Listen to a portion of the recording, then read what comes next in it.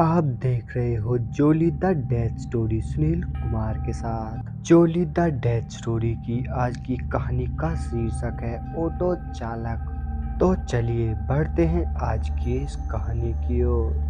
दोस्तों, मैं पिछले कई सालों से अपने गांव मणिपुर में ऑटो चलाने का काम करता हूं। दरअसल गांव में घर खर्च ना निकलने के कारण मैं शहर के अंदर आ गया और वहीं पर अपनी ऑटो ड्राइवरी का काम करने लगा। उस रात में पूरे दिन ऑटो चलाने के बाद शाम के समय थक हार कर घर की ओर लौट रहा था। साथ ही मेरे घर की ओर जाने वाली एक सवारी मेरे ऑटो के अंदर बैठी थी। अब तक रात के 10 बज चुके थे और रात भी काफी ज्यादा हो चुकी थी। चारों तरफ अंधेरा पसरा हुआ था। कुछ दूरी पर चलने के बाद मैंने अपने ऑटो में बैठी सवारी को उसके स्थान पर छोड़ दिया और अपने घर की ओर निकल पड़ा। रात काफी ज्यादा हो जाने की वजह से सड़क पर इक्का दुक्का वाहन ही दिखाई दे रहे थे। घर जल्दी पहुंचने के लिए मैंने अपने ऑटो की स्पीड थोड़ी बढ़ा दी क्योंकि वो रास्ता कुछ ठीक नहीं था।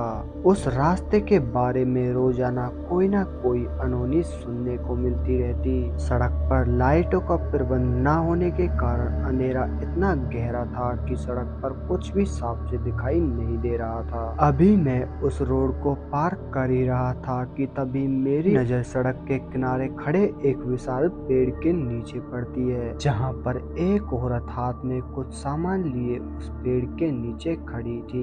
वो औरत अपने हाथ में बंडी लिए मुझे रोकने का इशारा कर रही थी। उस सुनसान रोड पर इतनी रात गए उस बूढ़ी महिला को अकेला देखकर मुझे कुछ अलग फील हो रहा था, लेकिन मैंने इस बात पर ज्यादा ध्यान न देते हुए उस बूढ़ी औरत के पास जाकर अपना ऑटो रोक दिया। साथ ही मैंने देखा वह औरत एक पैर से लंगड़ी थी। दरअसल उस औरत का एक पैर कटा हुआ था, जिस पर मैं तुरंत अपने ऑटो से बाहर निकलकर उस बूढ़ी औरत से पूछने लगा, दादी माँ कहाँ जाना आपको, बताओ मैं छोड़ दूंगा। लेकिन उस औरत ने मेरी किसी भी बात का जवाब ना देते हुए लंगड़ाते हुए वह मेरे ऑटो में बैठ गई और बैठने के बाद वह मुझे आगे की ओर इशारा करने लगी। उस समय मैंने सोचा कि क्या पता यह बेचारी बोल भी न पाती हो। इतना सोचकर मैं आगे की ओर बढ़ने लगा।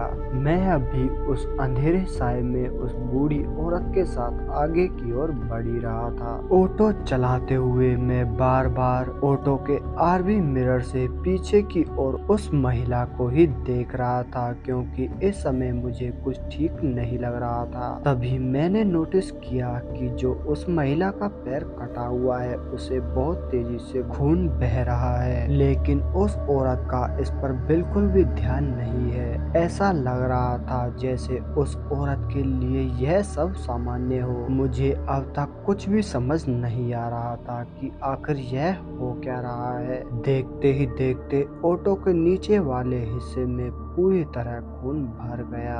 आखिर कोई इंसान ऐसे कैसे कर सकता है। लेकिन अभी भी मैं ऑटो चला ही रहा था कि अचानक से वह बूढ़ी औरत मेरे कंधे पर हाथ रख देती है। उसके इस तरह हाथ रखने से मैं बहुत ही बुरी तरह से सहम गया और डरते हुए पीछे की तरफ देखने लगा। पीछे की तरफ देखते ही मेरे पैरों तले जमीन खिसक गई, क्योंकि वह बूढ़ी औरत अब एक भयानक रूप में आ चुकी थी। उस औरत का शरीर पूरी तरह से जला हुआ था और आंख पूरी तरह से सफेद थी, जिसे देखने के बाद मैं पूरी तरह से चिल्लाने लगा, लेकिन मेरी चीख सुनने वाला वहां पर कोई नहीं था। देखते ही देखते वह बूढ़ी औरत मेरी ओर बढ़ने लगी, जिस पर मैं अपना ऑटो वहीं छोड़कर आगे की ओर भागने लगा और कुछ दूरी पर जाने के बाद मैं एक जगह पर गिर गया।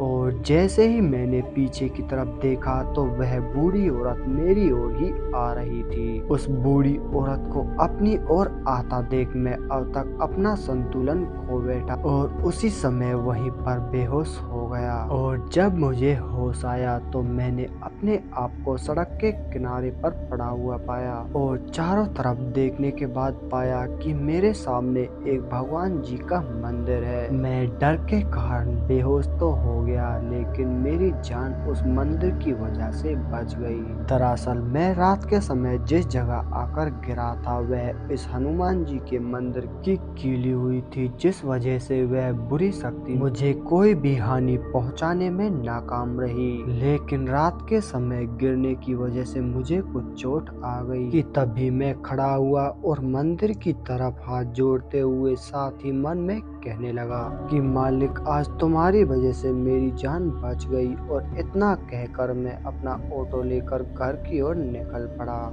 घर पहुंचते ही कल रात की सारी घटना के बारे में उन्हें बताया। मेरी बात सुनने के बाद उन सभी का दिल रुक सा गया, लेकिन उस घटना के बाद मैं शाम होने पर ही घर लौट आता हूँ। तो दोस्तों, आज की यह कहानी यहीं पर समाप्त होती है। आज की यह कहानी आपको कैसी लगी हमें कमेंट करके जरूर बताएं। साथ ही वीडियो को लाइक और चैनल को सब्सक्राइब करना तो बिल्कुल भी न भूलें। तो मैं आपका दोस्त सुनील कुमार मिलता हूँ आपसे बहुत जल्द एक और ऐसी ही सच्ची घटना के साथ। तब तक के लिए बाय एंड टेक केयर।